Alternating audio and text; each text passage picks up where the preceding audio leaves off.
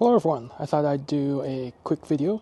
I've been asked some questions on my YouTube videos about why I don't have two bikes.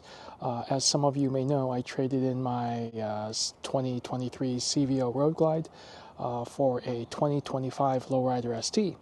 And people had mentioned in the comments why I just don't have two bikes, one for touring and one for more commuting or short range riding.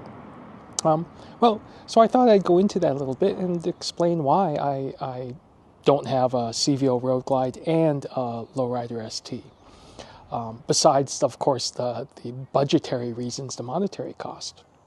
I do have a second bike. The second bike I have is this 2011 Crossbones. It's on a Softail frame. It's more of a classic bike. It's the last of the Harley Springers. It's really a fantastic bike. I really love this bike.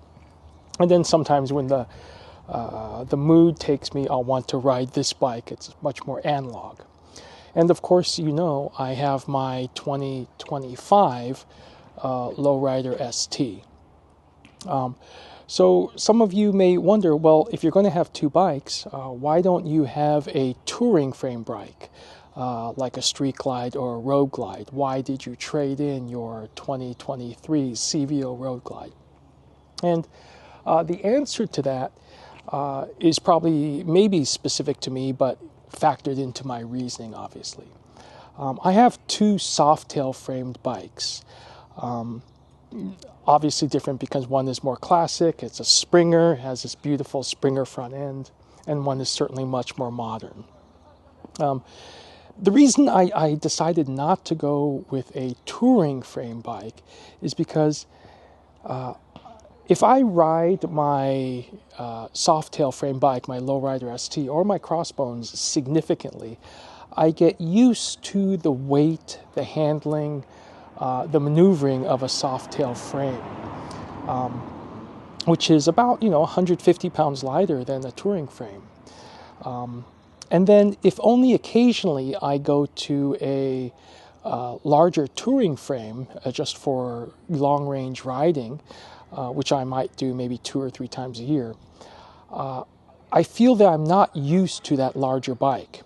And so things that I could do on a smaller frame, a Softail frame, in terms of the weight handling, the cornering, the acceleration, the braking, I wouldn't be as familiar with it just because of lack of common use on a larger touring frame. And I would actually feel unsafer on a touring frame. It's almost like I would be a new rider on a touring frame every single time.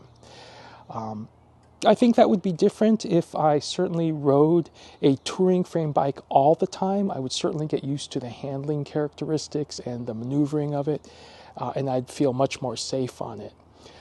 However, as in my prior video as to why I switched entirely, there are occasions where I'm not in perfect conditions, or I might be a little bit tired. And maybe I'm in a parking lot going slow speed and I'm going to stop my bike, and there might be maybe a little piece of gravel on the road or some unevenness in the pavement, and that extra weight of the touring frame would throw me off, and I'd be a little bit worried about dropping the bike. Now, I bring this up because I've seen examples on this on other people's YouTube videos. Some of you may be very familiar with Thrash and Supply and Lance and Juan. I love their videos. But what struck me is in one of their videos when they went to Sturgis, I think it was in 2023, Lance, who you know is a prior, I think, stunt bike rider, who is truly an expert rider and rides a lot of Dynas, so a lighter Softail frame type bike. He had taken his bike to Sturgis, but on a CVO Road Glide. And during that trip in 2023, he actually dropped that CVO Road Glide. And it's not because he's not an expert rider. He is a very skilled, obviously, a rider and a half. But I believe it's because, he's very used to the lighter Dyna frame or Softail frame, And this sudden switch to a CVO frame, a heavier bike, he was just not as used to, and thus ended up he dropped the bike. And that is an example of my concern as well. So while it certainly makes sense to, hey, you have a Softail frame light bike and a heavier touring bike, and that takes care of all your riding needs, for me, I actually felt that was unsafer in the long run because I would lose my familiarity with the heavier touring frame bikes. Anyway, I hope that makes sense. Let me know what you do if you have more than one bike, and thanks for watching. Appreciate it.